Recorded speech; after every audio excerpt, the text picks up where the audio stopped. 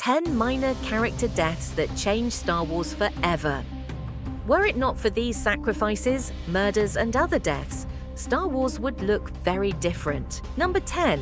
Yaddle's death cements Dooku's turn. Yaddle didn't even utter a line during her only prequel appearance, which of course came in Episode 1, The Phantom Menace.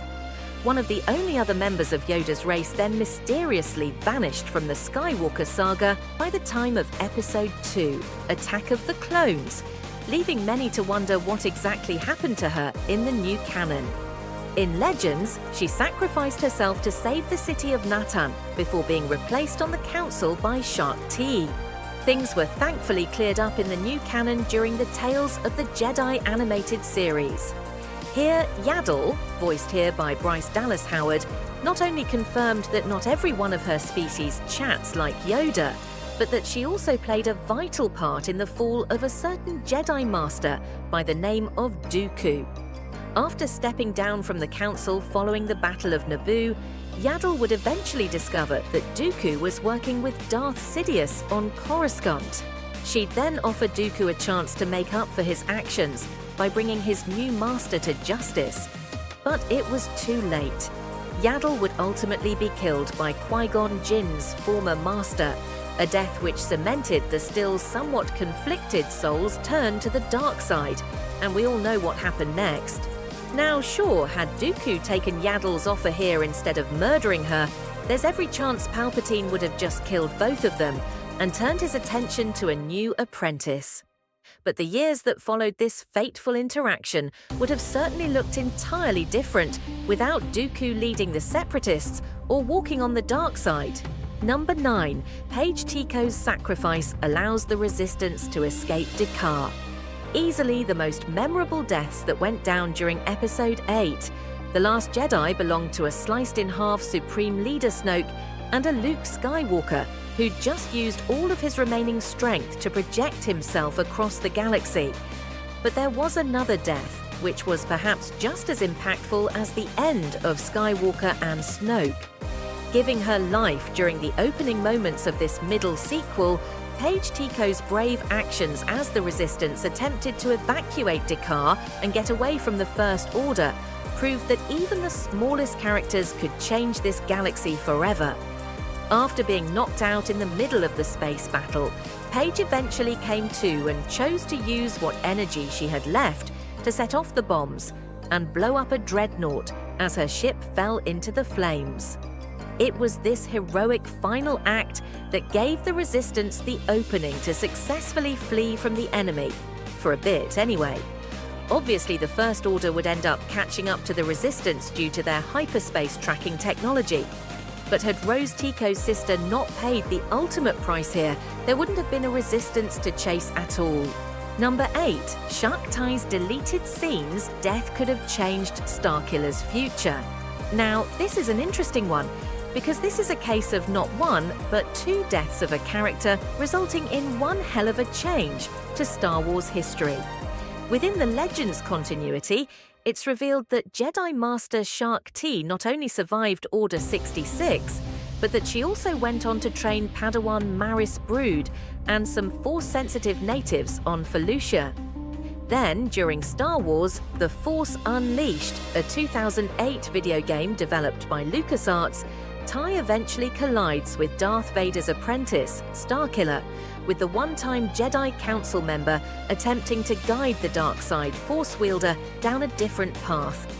Had a number of scenes not been cut from Episode 3, Revenge of the Sith, however, Shaak Ti's interaction with Galen Marek would never have occurred. Ti would be killed in two separate deleted scenes in that prequel, first by General Grievous at the start of the picture, and then by a recently turned Anakin Skywalker during the Order 66 attack on the Jedi Temple. That latter death is actually classed as part of the new canon, meaning Ti never ended up training more light-siders in this version of Star Wars history. So, had that death, or the Grievous one, been similarly made a part of the expanded universe continuity all those years ago, then Ti's important duel with Starkiller, who would kill her before eventually seeing the light, wouldn't have been possible, changing Legends history in the process. Number 7. If Coleman Trebor hadn't died, Count Dooku may have been stopped earlier. Yaddle wasn't the only person who came oh so very close to stopping Count Dooku way earlier than a certain Anakin Skywalker. Remember in Episode 2, Attack of the Clones, when the Jedi arrived to help Obi-Wan Kenobi, Padme Amidala, and the aforementioned Chosen One within the Petranaki Arena on Geonosis. There was definitely a moment there when it looked like one of those Force-sensitive warriors was on the verge of stopping the Clone Wars before they even properly began. As the Jedi fended off waves of droids within the arena, the stud that was Jedi Master Coleman Trebor decided to head right for Dooku himself on a balcony. It's not 100% clear whether he was going to try to simply arrest the former Jedi or strike him down right there and then. But either way, Jango Fett soon arrived to put an end to the Verk hero. Mace Windu would at least avenge his ally by brutally killing the bounty hunter. However, that doesn't change the fact that this minor character was agonizingly close to perhaps preventing the deaths of countless across the galaxy, and his own demise allowed Dooku to live long enough to lead the Separatists in a galaxy-changing war against the Republic. Oh, and Trebor's death also opened up a seat on the Jedi Council, one that would eventually be taken by none other than Obi-Wan Kenobi. Number 6. Rats Tyrell's death led to pod racing being outlawed. He also could have won the Boonta Eve race. He may not be the first person you think of when the subject of Episode 1, the Phantom Menace's Boonta Eve Classic, pops up in conversation. But never forget that the death of poor Rats Tyrell in that race seriously affected this galaxy. First of all, the background racer who was incredibly popular on his homeworld of Aleen due to his racing career was determined to stop the serial cheater Sebulba from winning that Tatooine race. And were it not for a malfunctioning accelerator, who knows, maybe a driven Tyrell could have been the one to earn victory here, a win that would have seen Qui-Gon lose his bet, Anakin Skywalker left on the desert planet as a slave, and Watto bring home a shiny new ship. Instead, Tyrell collided with a collection of stalactites, and, well, kaboom. It turns out that the death of this racer also led to Ratz's son Deland creating the Rats Tyrell Foundation. This organization would fight to expose the criminal and perilous elements found within the sport, and even managed to get pod racing outlawed in the core worlds, which led to viewership massively declining. It's safe to say, then, that the galaxy would look very different had Tyrell not tragically died in front of his own traumatized family. Number 5. Wade sacrificed himself for Obi-Wan and Leia. The name Wade Rassellian may not immediately spring to mind when talking about heroic sacrifices in the galaxy far, far away. But it definitely should, because if it wasn't for this pilot's fearless actions during the Obi-Wan Kenobi series, both the titular Jedi Master and a certain Princess Leia may have been doomed. You see, during Part 4 of the show, after managing to find a young Leia within the Fortress Inquisitorius, Tala Jurith, Kenobi and the Princess are surrounded and look like they are about to be executed by the third sister, Reva, and a group of stormtroopers. However, just in the nick of time, Sully Stark and Wade, two members of the Path, swoop in with a pair of T-47 airspeeders to rescue them. But Wade's attempts to distract Reva so Sully had enough time to pick up our heroes ultimately led to his tragic death, with Wade being blown to bits by Reva after she threw an explosive at his ship. Reva and Darth Vader would still track down Kenobi and Coulson due to a homing beacon being planted in Leia's droid. But if Wade hadn't risked it all against the enemy here, it very much looked like two franchise icons, and a one-time Imperial officer wouldn't have made it out of this fortress alive. Number 4, Zam Wesell's death leads Obi-Wan Kenobi to Jango Fett and Kamino. While Count Dooku was the face of the Separatists and the Galactic Republic was being led by Chancellor Sheev Palpatine, the latter was actually in control of both sides all along. And it's during Episode 2, Attack of the Clones, when the eventual Emperor begins executing the next phase of his brilliant plan to control the galaxy. A plan which also involves the attempted assassination of Senator Padme Amidala. But the more you analyze this part of the plot, the more you realize that had one part of it not gone the precise way it did in the movie, then things may have turned out quite differently indeed.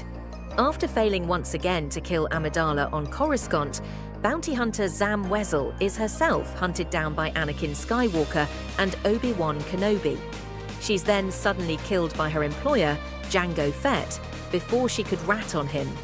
And were it not for that murder and how it occurred, Jango firing his Kamino saber dart at this minor character, then Kenobi wouldn't have ended up conveniently finding Kamino and the secret clone army.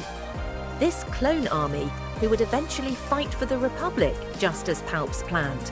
So, would the Jedi have eventually found the army ordered by Sifo Dyas without Wesell's passing? Perhaps they'd have stumbled on it some other way, or Zam could have even given them the information they needed. Either way, it definitely feels like Palpatine's secret plan to rule the galaxy would have unfolded differently without this death in Coruscant's underworld, with the secret Sith perhaps having to think of a new cunning way to eventually lead the Jedi to their eventual means of destruction. Number 3, the rebels who gave their lives to get the Death Star plans to Leia. The closing stages of Rogue One, a Star Wars story, involved Darth Vader, well, going full Darth Vader. Ripping through a ton of nameless rebel soldiers, this pissed-off Sith Lord will evidently stop at nothing to get his cybernetic hand on the Death Star plans that had just been stolen by the good guys.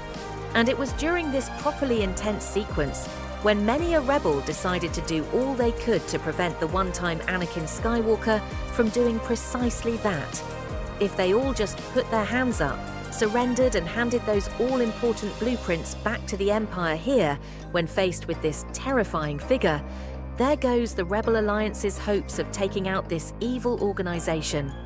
They didn't though.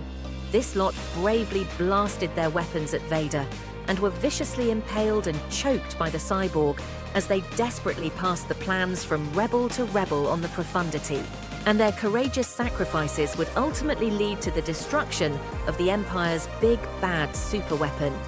Along with number 2, Mythal accidentally saves Vader and sets Luke on path to becoming a Jedi. In the wake of the Rebel Alliance successfully getting away with those Death Star plans and Princess Leia Organa eventually being rescued by Luke Skywalker and the gang, the rebels mounted a successful attack on the Empire's secret weapon. Just as Luke, flying an X-Wing, was getting close enough to blow that superweapon to smithereens though, his secret father, Darth Vader, following behind in a TIE Advanced, successfully locked onto his baby boy. But right before he can shoot down his offspring, Han Solo thankfully arrives to save the day. However, he wasn't technically responsible for knocking Vader away from his son. Instead, it was actually the pilot in the TIE fighter next to the Sith Lords who panicked and accidentally nudged his superior out of the way shortly after another TIE had been blasted by the Millennium Falcon. And that evasive maneuver would lead to his own demise too. In doing this, the pilot, actually known as Mythal Mauler, did manage to save Vader from the incoming Falcon, but also unintentionally saved Luke from being murdered, which obviously meant that he could then go on to blow up the Death Star and eventually become a Jedi legend. In other words, one moment of madness completely changed the galaxy. Number 1, Arvel Krynid bought Lando enough time to blow up the Death Star too. From one Death Star destruction to another, and ending this list on one final vital sacrifice, the name Arvel Krynid isn't given the respect it unquestionably deserves. If it weren't for this lion-hearted rebel green leader, would the Alliance have been able to successfully take down the Emperor's second destructive superweapon and move one step closer to taking down the Galactic Empire once and for all? Possibly not.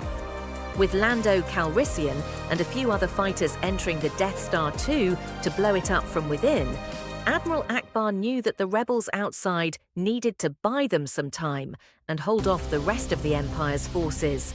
And it's here when all firepower was concentrated on the superstar destroyer known as the Executor. Not long after the bridge's deflector shields were knocked out, a Krynide who'd been hit by a laser shot soon realized he was done for. But with his final act, he just about managed to steer his crashing ship into said bridge, taking out everyone within it during this epic sacrifice. The Executor then lost power and smashed into the Death Star, with Green Leader's last breath being a major turning point in the Battle of Endor, and an act which helped give Lando and Wedge Antilles the time needed to destroy the second Death Star. After playing a crucial part in changing the galaxy and making it a safer place, he was posthumously rewarded with the Medal of Alderaan for his bravery. Well deserved.